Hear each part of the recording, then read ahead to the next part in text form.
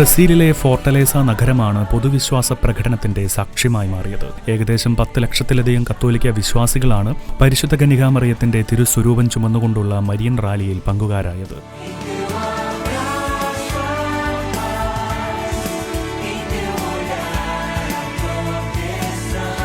വാക്ക് വിത്ത് Mary എന്നറിയപ്പെടുന്ന അത്യാഘോഷപൂർവ്വമായുള്ള പ്രാർത്ഥനാ പ്രദക്ഷിണത്തിന്റെ ഭാഗമായാണ് 1 മില്യണിലധികം കത്തോലിക്കർ ബൃഹത്തായ വിശ്വാസി സംഗമത്തിന് സാക്ഷ്യം വഹിച്ചത്. 2025 ഓഗസ്റ്റ് 15 മാതാവിന്റെ സ്വർഗാരോപണ തിരുനാളിനോടനുബന്ധിച്ചാണ് റാലി നടന്നത്.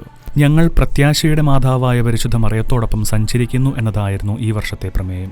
ഏകദേശം 3000-ഓളം സന്നദ്ധ പ്രവർത്തകരാണ് 30 ടീമുകളിലായി റാലിക്ക് സഹായ സഹകരണങ്ങൾ ചെയ്തിരുന്നത്. 11 കിലോമീറ്ററിലധികം ദൈർഘ്യമുള്ളതായിരുന്നു ഈ മരിയൻ പ്രദക്ഷിണം. ബ്രസീലിലെ ഫോർട്ടലേസ ആർച്ച് ബിഷപ്പായ ഗ്രിഗോറിയോ പൈക്സ്കയുടെ മുഖ്യ കാർമ്മികത്വത്തിൽ അവർ ലേഡി ഓഫ് അസംഷൻ ദേവാലയത്തിൽ നടന്ന ദിവ്യബലിയോടെയാണ് കാൽനട തീർത്ഥാടന യാത്രയ്ക്ക് തുടക്കമായത്. പ്രാർത്ഥിക്കുകയും സ്തുതിഗീതങ്ങൾ ആലപിക്കുകയും ദൈവത്തെ സ്തുതിക്കുകയും ചെയ്തുകൊണ്ടാണ് വിശ്വാസികൾ ഓരോ ചുവടും വെച്ചിരുന്നത്. സ്വർഗാരൂപിത മാതാവിന്റെ ചിത്രം ഫ്ലോട്ടിൽ വഹിച്ചുകൊണ്ട് 20 സൗണ്ട് ട്രക്കുകളുടെയും സംഗീത സംഘങ്ങളുടെയും അകമ്പടിയോടെ ഫോർട്ടലേസയുടെ തെരുവുകളെ ആത്മീയ ആനന്ദത്തിന്റെ ലഹരിയിൽ ആഴ്ത്തിയാണ് ജനബാഹുല്യം കൊണ്ട് മാധ്യമ ശ്രദ്ധ പിടിച്ചുപറ്റിയ പ്രദക്ഷിണം നടന്നു നീങ്ങിയത്. 2023 വാക്ക് വിത്ത് മേരി എന്ന ആഘോഷ പ്രദക്ഷിണത്തിന് തുടക്കം കുറിച്ചത്.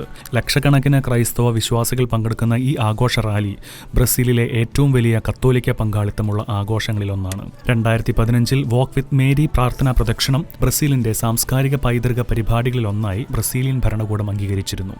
7 മൈലുകളോളം ദൂരം ആത്മീയ ഗീതങ്ങളാലും പ്രാർത്ഥനാ മന്ത്രങ്ങളോടെയും വിശ്വാസികൾ മാതാവിനൊപ്പം യാത്ര ചെയ്യും. ഏകദേശം 5 മണിക്കൂറെങ്കിലും ലക്ഷ്യസ്ഥാനത്തെത്തുവാൻ ആവശ്യമായി വരാറുണ്ട്. ഈ ആഘോഷ റാലിയിൽ പങ്കുചേരാൻ രാജ്യത്തിന്റെ വിവിധ ഭാഗങ്ങളിൽ നിന്ന് ലക്ഷക്കണക്കിന് തീർത്ഥാടകർ ഫോർട്ടലേസ നഗരത്തിൽ എത്തിയിരുന്നു. ലോകത്തിലെ ഏറ്റവും വലിയ കത്തോലിക്ക ഭൂരിപക്ഷ രാജ്യമാണ് ബ്രസീൽ. ഏകദേശം 125 ദശലക്ഷം കത്തോലിക്ക വിശ്വാസികളാണ് രാജ്യത്തുള്ളത്. ബ്രസീലിന്റെ വിശ്വാസ തീക്ഷ്ണത അമേരിക്കയിലെങ്ങും, പ്രത്യേകിച്ച് വിശ്വാസം അന്യമായി കൊണ്ടിരിക്കുന്ന യൂറോപ്യൻ രാജ്യങ്ങളിലും വിശ്വാസ ത്യാഗം അനുഭവിക്കുന്ന ഇന്ത്യ ഉൾപ്പെടെയുള്ള ഏഷ്യൻ രാജ്യങ്ങൾക്കും മിഡിൽ ഈസ്റ്റിലെ ക്രൈസ്തവർക്ക് പ്രത്യാശയും ആത്മധൈര്യവും നൽകട്ടെ എന്ന് നമുക്ക് പ്രാർത്ഥിക്കാം.